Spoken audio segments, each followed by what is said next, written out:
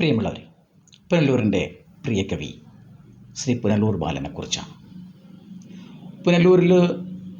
പുനലൂരിൻ്റെ ഇരുട്ടിൽ ഇപ്പോഴും പൊതിഞ്ഞ് സൂക്ഷിക്കുന്ന, അതായത് താലൂക്ക് ലൈബ്രറി കൗൺസിലും പുനലൂർ മുനിസിപ്പാലിറ്റിയും ഇപ്പോഴും അവരുടെ മടിയിൽ പൊതിഞ്ഞ് സൂക്ഷിക്കുന്ന ഇരുട്ടിൽ പൊതിഞ്ഞ തിരുനാളമാണ് ശ്രീ ബാലൻ.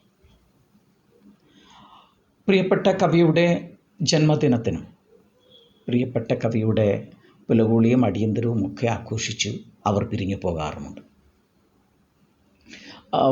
പ്രിയപ്പെട്ട കവി ഗാന്ധിയിൽ മധുസൂദനൻ നായർ പറഞ്ഞത് ഓർക്കുകയാണ്. രാംധൻ കഴിഞ്ഞ് ശ്രുതിയും തീർന്ന ഗായകർ നാണയം വാങ്ങി പിരിഞ്ഞുപോയി. നായകർ പൂവിട്ട് ഭജനം കഴിഞ്ഞ് കരിമ്പൂച്ചകൾക്ക് എപ്പോഴോ യാത്രയായി എന്ന് പറയുന്നത് പോലെയാണ് പുനലൂർ ബാലനെക്കുറിച്ച്. ഇവരിങ്ങനെ കേക്ക് മുറിക്കും, അതുപോലെ അദ്ദേഹത്തിൻ്റെ ജന്മദിനവും മരണദിനവും ഒക്കെ കൊണ്ടാടും, പിന്നെ എവിടേക്കോ യാത്രയാവുകയാണ്. ഒരുപാട് കവികളൊന്നുമില്ല പുനലൂരിൽ. പുനലൂർ മുനിസിപ്പാലിറ്റിയും താലൂക്ക് ലൈബ്രറി കൗൺസിലും അദ്ദേഹത്തിനോട് കാണിക്കുന്ന ഈ അവഗണനയിൽ വല്ലാത്ത വേദനയുണ്ട്. അദ്ദേഹത്തിനോട് കാണിക്കുന്നത് വലിയ നെറുകേട് തന്നെയാണ് പുനലൂരിലെ സാംസ്കാരിക വിഭാഗം. പുനലൂർ എന്ന പ്രദേശത്തെ നെഞ്ചോട് ചേർത്ത് പേരിൻ്റെ അറ്റത്ത് എപ്പോഴും പുനലൂർ എന്ന് കൂട്ടിച്ചേർത്ത് ആ നാമധേയം പേറിയ മനുഷ്യൻ, ഈ കാലഘട്ടത്തിലെ 4 ചുവപ്പ് കവികളിൽ ഒരാൾ, ഇടതുപക്ഷത്തിൻ്റെ ആജീവനാന്ത സഹയാത്രികനായിരുന്നു ശ്രീ ബാലൻ. അവരും അദ്ദേഹത്തെ വേണ്ടതുപോലെ സ്വീകരിച്ചിട്ടില്ല, കണ്ടിട്ടില്ല എന്ന് വേണം അറിയാൻ. അവരും അദ്ദേഹത്തിനോട് നീതി പുലർത്തിയിട്ടില്ല. ശ്രീ പുനലൂർ ബാലന് വേണ്ടി ഒരു പൂ പോലും അവർ നുള്ളിയിട്ടുണ്ടോ, ഒരു ചുവപ്പ് പാർട്ടിക്കാരൻ ഒരു പൂ പോലും നുള്ളിയിട്ടിട്ടുണ്ടോ എന്നും എനിക്കറിയില്ല. കേരളത്തിലെ 4 ചുവപ്പ് കവികളിൽ ഒരാൾ എന്നറിയപ്പെട്ടിരുന്ന പുനലൂർ ബാലന് വേണ്ടി. മാത്രവുമല്ല, ദേശാഭിമാനി സ്റ്റഡി സർക്കിളിൻ്റെ തിരുവനന്തപുരം അധ്യക്ഷൻ കൂടിയായിരുന്നു ശ്രീ ബാലൻ. ONV, പുതുശ്ശേരി, പിന്നീട് തിരുനെല്ലൂർ, പുനലൂർ ബാലൻ, ഇവർ 4 പേരാണ് ചുവപ്പ് കവികൾ എന്നറിയപ്പെട്ടത്, കേരളത്തിലെ ചുവപ്പ് കവികൾ എന്നറിയപ്പെട്ടിരുന്നത്.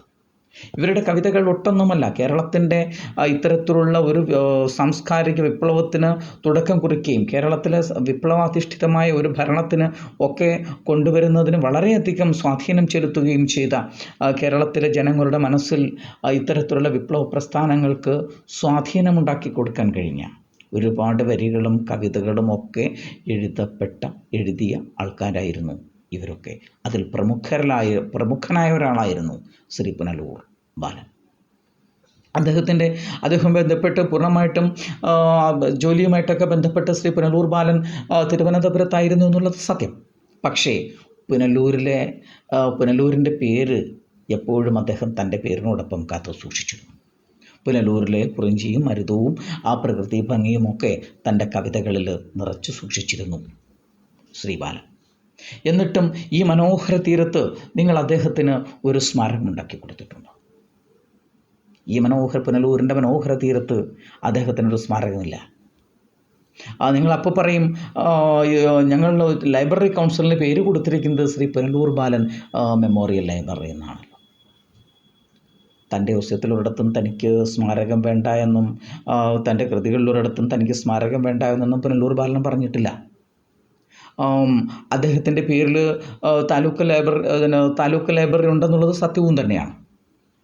പക്ഷേ ആ താലൂക്ക് ലൈബ്രറി എങ്ങനെയുള്ള സ്ഥലത്താണ് നിങ്ങൾ സ്ഥാപിച്ചിട്ടുള്ളത്? ഒരു വൃത്തിയുള്ള കെട്ടിടത്തിലേക്ക് അത് മാറ്റി അതിനൊരു കോൺഫറൻസ് ഹാളൊക്കെ പണിത് അതിൻ്റെ മുറ്റത്ത് അദ്ദേഹത്തിൻ്റെ ഒരു പൂർണ്ണകായ പ്രതിമയോ അർദ്ധകായ പ്രതിമയോ പോട്ടെ ഒരു ബസ്റ്റെങ്കിലും സ്ഥാപിച്ച് നിങ്ങൾ അദ്ദേഹത്തെ ബഹുമാനിക്കുകയും ആദരിക്കുകയും ഒക്കെ ചെയ്യേണ്ട കാലം അതിക്രമിച്ചിരിക്കുന്നു. കല്ലടയാറിൻ്റെ തീരത്ത് എത്രയോ സ്ഥലം വേസ്റ്റായി കിടക്കുന്നുണ്ട്. അതിലെവിടെയെങ്കിലും ഒരു പ്രദേശം, മനോഹരമായൊരു പ്രദേശം കണ്ടെത്തി ഒരു നല്ല ആർക്കിടെക്റ്റിനെ ഉപയോഗിച്ച് നല്ല ഒരു കെട്ടിടം ഡിസൈൻ ചെയ്ത് താലൂക്ക് ലൈബ്രറി കൗൺസിലിൻ്റെ ആസ്ഥാനമായിട്ട് അത് ഉപയോഗിക്കുകയും ഒക്കെ ചെയ്യാം. പക്ഷേ അതൊന്നും താലൂക്ക് ലൈബ്രറി കൗൺസിലിന് ആസ്ഥാനം ഉണ്ടായാലും താലൂക്ക് ലൈബ്രറിക്ക് ഒരു ആസ്ഥാനം ഉണ്ടാകുമെന്ന് എനിക്കറിയില്ല. കാരണം പുനലൂർ ബാലനോട് നിങ്ങൾ അത്ര അനീതിയാണ് കാണിക്കുന്നത്.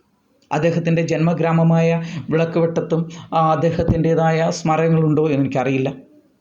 അദ്ദേഹത്തിൻ്റെ ഭാര്യയുടെ നാടാണ് വട്ടപ്പട. അവിടെയും അദ്ദേഹത്തിനൊരു സ്മാരകമുണ്ടോ എന്നെനിക്കറിയില്ല. അതുപോലെ പുനലൂരിൻ്റെ ഏറ്റവും പ്രധാനപ്പെട്ടത് പുനലൂരിൽ അടയാളപ്പെടുത്തുന്ന 3 സാധനങ്ങളാണ്.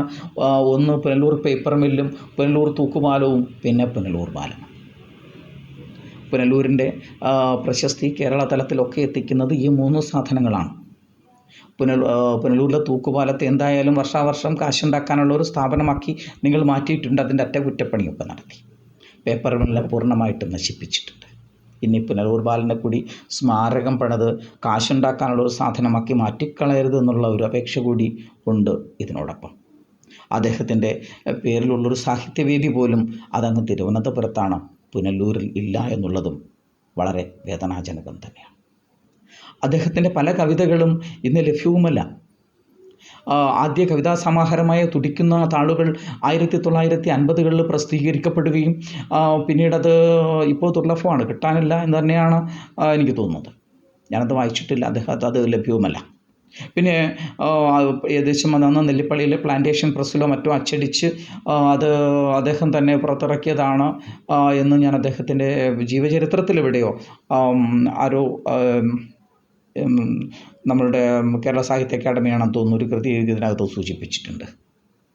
1950കളിലാണ് ആ കൃതി പുറത്തു വരുന്നത്. ഇത്രയും മലയാളം പണ്ഡിറ്റുകളും മലയാളം MA-ക്കാരും PhD-ക്കാരും ഒക്കെ പുനലൂരിലുണ്ടായിട്ടും ബാലൻ കവിതകളെക്കുറിച്ച് വേണ്ടത്ര ഒരു റിസർച്ച് നടന്നിട്ടുണ്ടോ എന്നും എനിക്കറിയില്ല. അതിലാരും അധികം റിസർച്ച് ചെയ്തിട്ടില്ല. കാരണം വിവരങ്ങൾ ലഭ്യമാക്കാനുള്ള, വിവരങ്ങൾ കിട്ടാനുള്ള ഒരു വളരെ ദുർലഭമായതുകൊണ്ടായിരിക്കാം ഒരു പക്ഷേ ആരും അതൊരു തിസീസായി തിരഞ്ഞെടുക്കാത്തത്. പക്ഷേ അതിനു റിസർച്ചിന് വേണ്ടി നഗരസഭയോ പുനലൂർ താലൂക്ക് ലൈബ്രറി കൗൺസിലോ ശ്രദ്ധിച്ചിട്ടുമില്ല.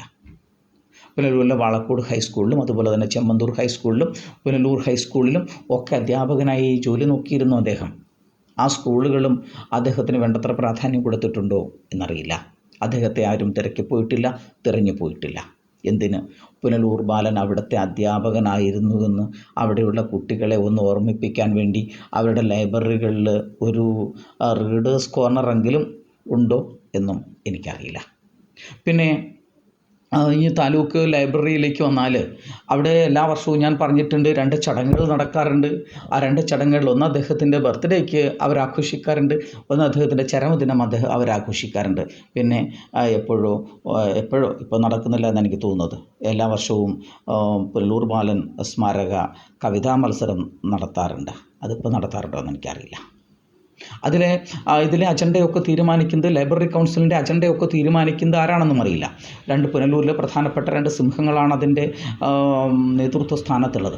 പക്ഷേ ആ സിംഹങ്ങളുടെയൊക്കെ പല്ലുരുക്കൊണ്ട് മറ്റാരോ ആണ് ഇതിന് പിറകിൽ നിന്ന് നയിക്കുന്നത് എന്നെനിക്ക് തോന്നുന്നു. അവാർഡ് അങ്ങോട്ട് കൊടുത്തും ഇങ്ങോട്ട് വാങ്ങിച്ചുമൊക്കെ പരിചയമുള്ള ഒരു തുടർ വിദ്യാ ആശാനാണ് ഇത് ഇപ്പോൾ പ്ലാൻ ചെയ്യുന്നത്, നടപ്പിലാക്കുന്നതുമൊക്കെ. ലൈബ്രറി നിങ്ങൾ അത് ലൈബ്രറി അവിടെ നിന്ന് അദ്ദേഹത്തിന് ഒരു നല്ല പ്രദേശത്തേക്ക്, നല്ല പ്രകൃതിരമണീയമായ ഒരു സ്ഥലത്തേക്ക് അത് മാറ്റി സ്ഥാപിക്കേണ്ടതുണ്ട്. അതിന് മറ്റൊരു കെട്ടിടം ഉണ്ടാകണം. ഞാൻ നേരത്തെ പറഞ്ഞതുപോലെ ആർക്കിടെക്റ്റിനെ ഉപയോഗിച്ച് പ്ലാൻ ചെയ്യണം. ഇപ്പോഴുള്ള ലൈബ്രറിക്കകത്ത് ജസ്റ്റ് ഒരു പുസ്തകം എടുക്കണമെങ്കിൽ അതിൻ്റെ ബ്ലർബ് അല്ലെങ്കിൽ അതിൻ്റെ അവതാരിക ഒന്ന് വായിച്ചു നോക്കിയിട്ട് ഒരു പുസ്തകം കുറച്ച് സമയം തിരഞ്ഞെടുക്കണമെങ്കിൽ വലിയ പാടാണ്. അതിനകത്ത് വെട്ടമോ വെളിച്ചമോ ഒന്നുമില്ല. അതൊക്കെ ആധുനിക സൗകര്യങ്ങളിലേക്ക് നിങ്ങൾ മാറ്റിക്കൊടുക്കണം. മാത്രവുമല്ല, ഒരു സ്മാരകം പണിതില്ല എങ്കിലും ആ ലൈബ്രറിയെങ്കിലും മികച്ച ഒരു കെട്ടിടത്തിലേക്ക് മാറ്റി സ്ഥാപിക്കേണ്ടതുണ്ട്. അതിന് ഒരു നെയിം ബോർഡുമൊക്കെ ഉണ്ടാകേണ്ടതുണ്ട്. അത് 10 പേര് വായിച്ചറിയേണ്ടതുണ്ട്. അപ്പം നല്ല സ്ഥല സൗകര്യമുള്ള ഒരു സ്ഥലത്തേക്ക് അതിനെ മാറ്റണം. അതിനെ കുറച്ചുകൂടി ആധുനികകരമാക്കി മാറ്റണം. ആ പുസ്തകങ്ങളൊക്കെ റാക്കിലിരുന്ന് പൊടികയറി നശിച്ചു പോവുകയാണ്. അപ്പോൾ ഇപ്പോൾ പൊടി കയറാതിരിക്കാനും ഒക്കെ ഉള്ള നല്ല വെൽ കവേർഡായിട്ടുള്ള അലമാരകളുമൊക്കെ ലഭ്യമാണ്. അതൊക്കെ ഉപയോഗിച്ച് ആ ലൈബ്രറിയെ നിങ്ങൾ ആധുനികവൽക്കരിക്കണം. ആ പുസ്തകങ്ങളൊക്കെ, ഒരുപാട് പഴയ പുസ്തകങ്ങൾ അവിടെയുണ്ട്, അതൊക്കെ ഡിജിറ്റലൈസ് ചെയ്യാനുള്ള മാർഗങ്ങളിലേക്ക് പോകണം. അതൊന്നും നഷ്ടപ്പെടരുത്. ആധുനിക സൗകര്യങ്ങളൊക്കെ ഉപയോഗപ്പെടുത്തി ആ ലൈബ്രറിയെ മികച്ച ലൈബ്രറിയാക്കി മാറ്റാൻ ശ്രമിക്കണം താലൂക്ക് ലൈബ്രറി കൗൺസിലും നഗരസഭയും. നഗരസഭ ഓർക്കട്ടെ, വെള്ളൂർ ബാലൻ്റെ വിഖ്യാതമായ ഇരുട്ടിൽ പൊതിഞ്ഞ തിരുനാളം എന്ന കവിതയിലെ കുറച്ച് വരികളുണ്ട്. ഇനിയെല്ലാം നശിച്ചു പോയിട്ടില്ല, പോകില്ല, വല്ലതും ശേഷിക്കുമെന്ന് വിചാരിക്കേ, എന്തെന്തെന്തറിയാൻ കരളിൽ ആനന്ദവും, മിഴിയിൽ വിശ്വാസവും, പുതിയ ഭാവിയുടെ ജൈവപ്രഭാവവും എന്ന് പറഞ്ഞു വച്ചിട്ടുണ്ട്. ഇനി ഒരിക്കൽ വെള്ളൂർ ബാലൻ്റെ ഞാൻ വായിച്ച കവിതകളുടെ ഒരു റിവ്യൂവുമായിട്ട് എത്താം. എങ്കിലും വെള്ളൂർ ബാലന് വേണ്ടി ഇത്രയുമൊക്കെ പറയാൻ സാധിച്ചതിൽ സന്തോഷം. Thank you very much.